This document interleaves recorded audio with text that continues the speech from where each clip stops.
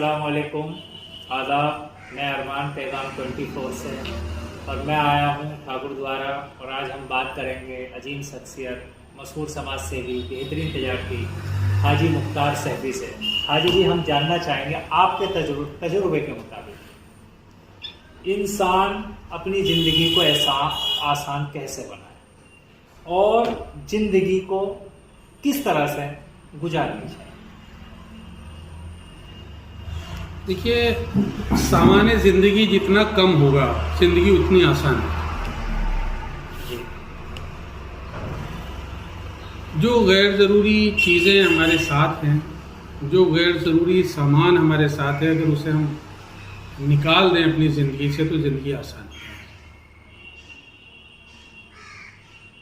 सादगी से ज़िंदगी जीना सबसे बेहतरीन तरीका है। सादगी का मतलब ये नहीं कि आप गंदे रहें, साफ सुथरे ना रहें। सादगी का मतलब ये नहीं है कि आप कंजूसी से जिए, लेकिन सादगी का मतलब समझते हुए अगर हम जिंदा रहते हैं तो ज़िंदगी हमारे लिए बहुत आसान और सरल हो जाए। इसकी एक मिसाल है कि हमारे साथ में हमारी ज़िंदगी में गैर ज़रूरी सामान और गैर ज़रूरी बातें बहुत ज़्यादा हैं। अगर हम अपनी ज़िंदगी से गैर ज़रूरी लोगों को, गैर ज़रूरी बातों को और गैर ज़रूरी सामान को निकाल देते हैं तो ज़िंदगी आसान है। मुझे हज़रत ईसा अलैहिस्सलाम का, मैंने जब कीमिया सादत, जो हज़रत इमाम गज़ाली रहमतुल्लाह अलैह की बहुत मशहूर किताब है, वो पढ़ा तो उसमें एक वाक़या परसों पहले इसने मेरी ज़िंदगी को भी तब्दील किया। पढ़ा उसमें एक वाक़या है कि हज़रत ईसा अलैहिस्सलाम पर सिर्फ 3 सामान्य ज़िंदगी थे, 3 चीज़ें थीं ज़िंदगी गुजारने के लिए। एक कंबल, एक कूज़ा यानी जिसे प्याला कहते हैं, और एक कंघी। इसी से उनकी ज़िंदगी गुजरती थी। लेकिन उन्होंने इसके बावजूद भी एक बार एक शख्स को दाढ़ी को उंगली से खलाल करते हुए और बालों को उंगली से काटते हुए देखा, तो उन्होंने महसूस किया कि कंघी मेरे लिए फिजूल आइटम है, गैर ज़रूरी आइटम है, और उन्होंने किसी ज़रूरतमंद को दे दिया। सामान 2 रह गए और ज़िंदगी चलती रही। उसके कुछ अरसे बाद उन्होंने गौर किया कि एक शख्स ओख से पानी पी रहा था, हाथों से भी काम चल सकता है। ये देखकर उन्होंने वो कूज़ा, वो प्याला भी किसी दूसरे शख्स को दे दिया और पूरी ज़िंदगी एक कंबल में गुजार दी।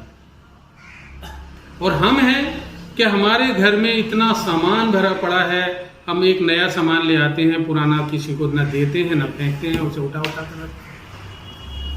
इसी तरीके से जिन बातों की हमें ज़रूरत नहीं रही, हम वो बातें अपने जहन, अपने दिल, अपने दिमाग में लेकर घूमते हैं। तो ज़िंदगी को आसान बनाने के लिए ये मिसाल काफ़ी है कि आपको जिस सामान की ज़रूरत है, जिस बात की ज़रूरत है, बस वही इस्तेमाल करें, वही बात करें, ज़िंदगी आपके लिए आसान है। इसका मतलब हाजी जी, इंसान बाकी जो ज़रूरतें इंसान ने बढ़ाई हैं वो अपनी ख्वाहिश के मुताबिक अपना स्टेटस बढ़ाने के लिए बढ़ाई हैं कि लोग मेरे हिसाब से भी, मतलब आपने जो मिसाल दी उस ज़माने की, लेकिन आज के दौर में इंसान सोचता है कि अगर मैं इस कंडीशन में रहूँगा तो सामने वाला मुझे क्या कहेगा। अब वो सामने की परवाह करे या अपनी सादगी से ज़िंदगी जिए। कंपटीशन से कि सामने वाला क्या कहेगा, इसे कंपटीशन कहते हैं कि उसे दिखाना है। कंपटीशन से हमेशा डिप्रेशन बढ़ता है, कामयाबी नहीं मिलती, नामदारी नहीं होती है और इंसान की दुश्वारियां बढ़ जाती हैं। ये सोचकर नहीं जीना चाहिए कि दूसरा क्या कहेगा। जिस चीज़ की आपको ज़रूरत है, मैं ये नहीं कहता कि ईसा अलैहिस्सलाम की तरह 3 ही चीज़ों से ज़िंदगी गुजारी जाए, लेकिन गैर ज़रूरी सामान के बगैर ज़िंदगी गुजारने की बात कही।